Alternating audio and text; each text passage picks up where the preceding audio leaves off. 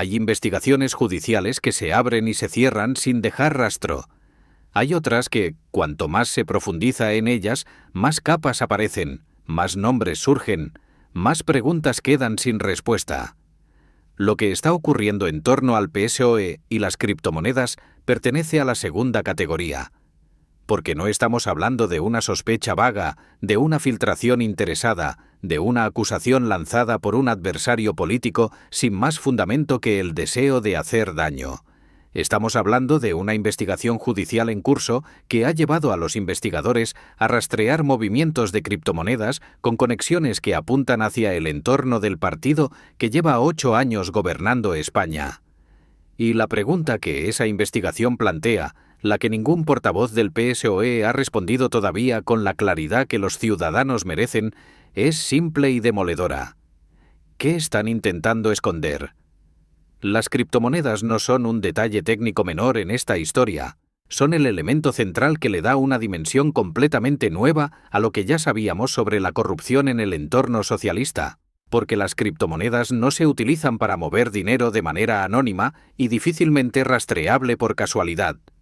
Se utilizan precisamente porque son anónimas y difícilmente rastreables. Cuando alguien mueve dinero a través de criptomonedas, en lugar de hacerlo a través de los canales bancarios convencionales, está tomando una decisión activa de dificultar el seguimiento de ese dinero. Está eligiendo la oscuridad sobre la transparencia.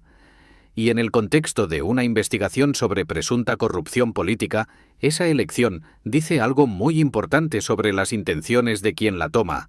En los próximos minutos vas a entender qué se sabe hasta ahora sobre esta investigación, qué son exactamente las criptomonedas y por qué su uso en este contexto es tan significativo, qué nombres han aparecido en el radar de los investigadores y, sobre todo, qué patrón emerge cuando colocas esta información junto a todo lo que ya sabemos sobre la corrupción en el entorno del socialismo español. Porque esta historia no existe en el vacío. Existe en el contexto de Ábalos, de Cerdán, de Zapatero, de una trama que, según el propio fiscal anticorrupción, está carcomiendo los cimientos de la democracia española. Y cuando la colocas en ese contexto, lo que aparece es algo que debería preocuparnos a todos independientemente de nuestro color político. Quédate hasta el final porque lo que vas a conocer en los próximos minutos es exactamente lo que ciertos sectores del poder prefieren que no analices con calma y con detalle. Para entender la dimensión real de esta investigación, hay que empezar por entender qué son las criptomonedas y por qué su aparición en una investigación de corrupción política es significativamente diferente a encontrar dinero en cuentas bancarias convencionales. Las criptomonedas son activos digitales que funcionan sobre tecnología blockchain, una cadena de bloques que registra todas las transacciones de manera descentralizada, sin que ningún banco central ni ninguna institución financiera convencional pueda controlarlas o intervenirlas directamente. Bitcoin es la más conocida, pero existen miles de criptomonedas con características distintas, algunas de ellas específicamente diseñadas para maximizar el anonimato de las transacciones. La paradoja de las criptomonedas en el contexto de investigaciones judiciales es que son simultáneamente más rastreables y más opacas que el dinero convencional. Más rastreables porque cada transacción queda registrada permanentemente en la blockchain y no puede ser borrada ni alterada. Más opacas porque los registros no están asociados a identidades reales, sino a direcciones digitales que pueden pertenecer a cualquier persona en cualquier parte del mundo. Rastrear criptomonedas requiere un trabajo forense digital especializado que consiste en ir conectando esas direcciones anónimas con identidades reales a través de una combinación de análisis de patrones, colaboración con exchange, que son las plataformas donde se compran y venden criptomonedas, y en ocasiones cooperación judicial internacional.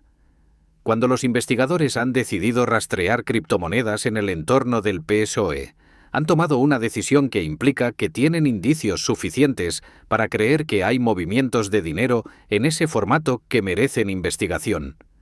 No se rastrea algo sin una razón. No se dedican recursos judiciales y técnicos especializados a seguir transacciones de criptomonedas sin que haya una base de indicios que lo justifique. El hecho de que esa investigación esté en curso es en sí mismo una noticia de primera magnitud que el ruido del debate político cotidiano ha tendido a absorber sin darle la atención que merece. ¿Qué se sabe hasta ahora sobre el contenido específico de la investigación? Aquí hay que ser precisos y honestos sobre los límites de la información disponible públicamente, porque parte de lo que rodea a esta historia está todavía bajo secreto de sumario o en fases muy preliminares de la investigación. Según fuentes cercanas a las investigaciones judiciales, los movimientos de criptomonedas que han llamado la atención de los investigadores estarían relacionados con flujos de dinero vinculados a personas del entorno del Partido Socialista. Las cantidades involucradas, según versiones sin confirmar que han trascendido a ciertos medios de investigación, no serían menores. Y los patrones de las transacciones habrían levantado señales de alerta en los sistemas de análisis forense digital que los investigadores utilizan para detectar movimientos sospechosos. Lo que hace especialmente significativo este elemento en el contexto más amplio de la investigación sobre corrupción en el entorno socialista es la conexión que los investigadores habrían encontrado entre los movimientos de criptomonedas y otras ramas de investigaciones que ya estaban en curso. Según fuentes cercanas a los equipos de investigación, no se trata de un hilo completamente nuevo e independiente, sino de una ramificación de investigaciones que ya venían desarrollándose sobre la financiación irregular y los flujos de dinero en el entorno del partido. Las criptomonedas como herramienta de ocultación de dinero procedente de actividades corruptas no son una novedad en el panorama judicial internacional. En los últimos años, investigaciones en varios países europeos han documentado cómo redes de corrupción política han utilizado criptomonedas, especialmente aquellas diseñadas para maximizar el anonimato, como Monero o Zcash, para mover fondos de manera que dificultara el rastreo por parte de las autoridades. Es una evolución natural de las técnicas de blanqueo de capitales que el fiscal Luzón describía cuando hablaba de la modernización de la corrupción. Ya no son las cuentas en Suiza ni los maletines de billetes, son wallets digitales y transacciones blockchain que cruzan fronteras sin dejar rastro convencional. La pregunta que esto plantea en el contexto español es cuándo y cómo alguien del entorno del PSOE habría adquirido los conocimientos técnicos y los contactos necesarios para utilizar criptomonedas de esta manera. Porque mover dinero en criptomonedas de manera sofisticada, de una manera que intente dificultar el rastreo forense, no es algo que se improvisa. Requiere conocimiento técnico, requiere acceso a plataformas específicas y en muchos casos requiere intermediarios especializados. La existencia de esa sofisticación técnica en el entorno de una red de corrupción política es en sí misma reveladora del nivel de organización y de premeditación que habría existido. Hay que hablar también del contexto más amplio en que esta investigación se produce, porque no surge de la nada, sino de un ecosistema de investigaciones que llevan meses acumulando material sobre la financiación irregular en el entorno socialista. El caso Ábalos y sus conexiones con Víctor de Aldama ya habían revelado la existencia de flujos de dinero irregulares vinculados a contratos públicos. El caso Cerdán había añadido otro nodo a esa red. El caso Zapatero había introducido la dimensión internacional y la conexión con dinero procedente de países de dudosa reputación. Y ahora las criptomonedas añaden una capa adicional de sofisticación que sugiere que quien diseñó el sistema, si es que existe un sistema como los investigadores parecen creer, pensó con antelación en cómo dificultar al máximo la labor de quienes eventualmente intentaran seguir el rastro del dinero. Esa premeditación, si se confirma, es uno de los elementos más graves de toda esta historia. Porque la diferencia entre la corrupción oportunista, la del político que aprovecha un momento de acceso al poder para enriquecerse sin haber planeado hacerlo de antemano, y la corrupción organizada, la que se diseña con antelación con sistemas para ocultar el dinero y dificultar las investigaciones, es una diferencia que el sistema judicial trata de manera muy distinta. La segunda es mucho más grave. Implica dolo directo, implica organización criminal en el sentido técnico del término y conlleva penas significativamente más severas. El papel que el gobierno de Sánchez ha jugado en la gestión de estas investigaciones es otro elemento que merece análisis. porque hay una tensión que resulta difícil de ignorar. El mismo gobierno que es objeto de investigación o cuyos colaboradores y financiadores son objeto de investigación tiene influencia sobre las instituciones que teóricamente deberían investigarlo con independencia. El debate sobre la independencia judicial en España, sobre la politización del Consejo General del Poder Judicial, sobre los nombramientos en la Fiscalía, todo eso adquiere una relevancia especial cuando las investigaciones afectan al entorno del partido en el poder. No se trata de afirmar que el gobierno esté interfiriendo activamente en las investigaciones. Se trata de señalar que la arquitectura institucional española, con sus conocidos problemas de politización de los órganos de gobierno de la justicia, crea condiciones en que la independencia real de las investigaciones que afectan al poder es cuando menos difícil de garantizar de manera completamente satisfactoria. Esa es una preocupación que comparten juristas de muy distinto signo político y que no debería ser descartada como argumento partidista. La respuesta del PSOE a las informaciones sobre el rastreo de criptomonedas ha seguido el patrón habitual que el partido ha adoptado ante todos los escándalos que han salpicado a su entorno en los últimos años. Descalificación de las fuentes. Atribución de las informaciones a una conspiración mediática y judicial contra el gobierno. Ausencia de respuestas concretas a preguntas concretas. Y una notable disposición a cambiar de tema hacia los escándalos del PP, del pasado o del presente, como mecanismo de dilución de la atención pública. Es una estrategia que puede funcionar con quienes ya están predispuestos a defender al partido independientemente de lo que ocurra. Pero que resulta cada vez más difícil de sostener ante un electorado más amplio que ve cómo los escándalos se acumulan, cómo los nombres se repiten, cómo las investigaciones se multiplican y cómo las respuestas del partido siguen siendo las mismas: negación, descalificación y cambio de tema. Hay una pregunta que los votantes socialistas más honestos consigo mismos deberían hacerse en este momento y que no tiene una respuesta fácil ni cómoda. ¿En qué punto la lealtad al partido se convierte en complicidad con las prácticas que ese partido debería condenar? No se trata de abandonar los valores progresistas ni de entregar el poder a la derecha. Se trata de exigir al propio partido los mismos estándares de integridad que se exigen a los demás.